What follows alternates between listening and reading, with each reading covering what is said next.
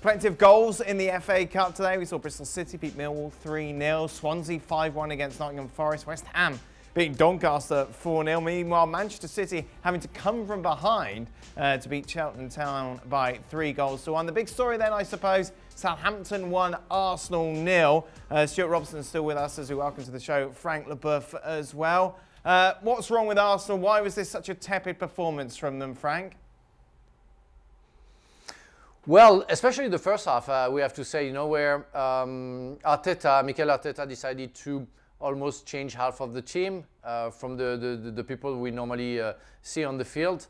And Southampton played with the A-list team, and they were better. They were much better than Arsenal. They completely deserved to lead the game and score a goal, and he could have scored more if they would have been a little bit more fortunate.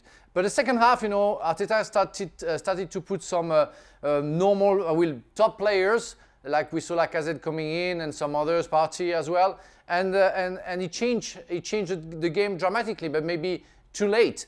Southampton went down physically. Arsenal seems to be better for the last 30 minutes, but it wasn't enough to create chances to defend their title from last season. So it wasn't a good performance. It was wrong choices, I think, from Mikel Arteta if he decided to take that competition seriously. Maybe he wants to do better in the Premier League. It's why he wanted to rest some players. To that point, Robbo, Arsenal, they're not going to get in the top four. So why make so many changes to prioritise the Premier League? Obviously, I know they've got a match midweek, but have a good cup run. It really helped you last year. Why would you make so many changes going into this clash today?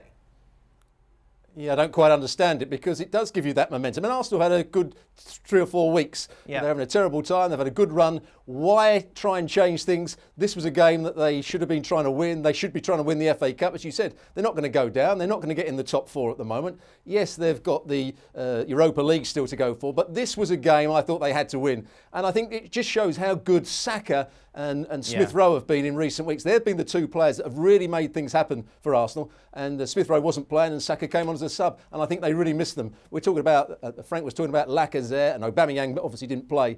But I think they're the 2 players that have taken Arsenal from that level to that little bit higher level in recent weeks. So Arsenal out. The matches, of course, continue on Sunday. And it starts with what is becoming more and more an intriguing tie. Chelsea in action. They're at home against Luton Town. I'm just wondering, Robbo, what you make of what's been going on at Chelsea over the last few weeks.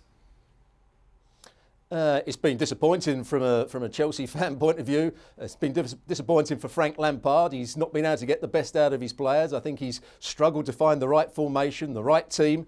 The team aren't playing very well. But then he's starting to have a go back at the press, and that's never a good idea. I think he's a manager or a coach that's got to be given time, because when you employ a fairly inexperienced manager who's very young, you're not getting a manager to take them to the very top straight away. He's got to learn along with some of the players, but he's got to learn quickly, otherwise his job will be in trouble. He's got to start getting the best out of the players, and it's no good fighting the press. That's only going to cause him problems. Well, this off the back of the comments that he made, claiming confirmation bias, basically, that negative press kind of sells papers, gets people clicking on the articles. But that's part and part. That's happened all across football forever, hasn't it, Frank?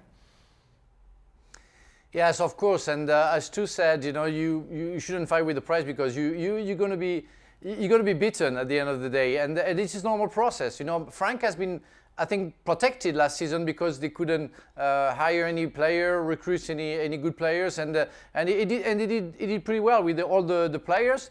But now we want him to justify, the 200 million spent to get better players who have a hard time to adapt to the Premier League. So of course we're going to go into his nerves, but we have to, because we want something to be changed. We want something to be nicer, and we want result, because I think the fans deserve a result. And so of course we have to make sure that we find the responsibility of everybody. Frank's responsibilities, but the players too, and maybe the fact that we are going through a pandemic, and we can see that other teams are struggling, and I'm talking about Liverpool, for example. So we have to see the whole picture to analyze everything, but we have to be frank. We have to say what we see, and what we see as Stu said, from Chelsea is disappointing. So, Robbo, how do you fix what's going on? Because what's striking every time you watch Chelsea play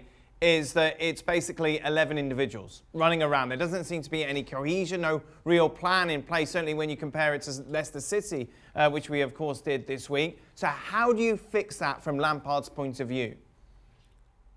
Well, as a coach, you have to stick with what you think is right and then try and improve what you think is right. Not keep changing from one sort of tactic to another tactic and then try and change the players quickly and I'll drop him and put him in, because then you get no consistency, you get no continuity.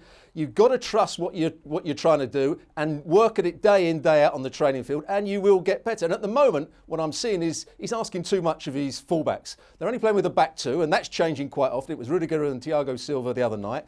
And he's asking James to get forward and be a great attacking player, but he's also asking him to be a good defensive player and get round on the cover, which he hasn't got the energy. You're never going to be able to do two jobs. And he's asking the same of Chilwell down the other side. So he's either got to get a good combination at the centre-half positions, or play with the back three, or get one of the midfield players just to drop that little bit deeper to fill those spaces. He's asking too much of his fullbacks at the moment. And the thing is, you're playing a team that's from lower tier, Frank. Luton Town will go there with absolutely nothing to lose. And as this game goes on, if Chelsea don't make the breakthrough, the pressure will be palpable. Yes, exactly. You have Chelsea has everything to lose about that game and that tie.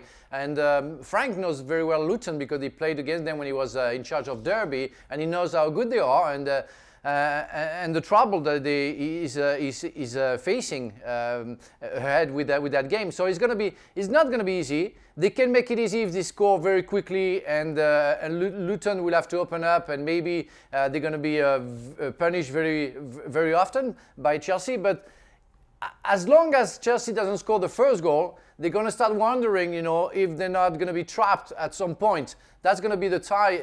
Again, I played so many games like that where you have everything to lose. You just want to play that game. You don't care about how you played, the way you played. The only thing is you want to score one goal, make sure you win, you go home and you think about the next game.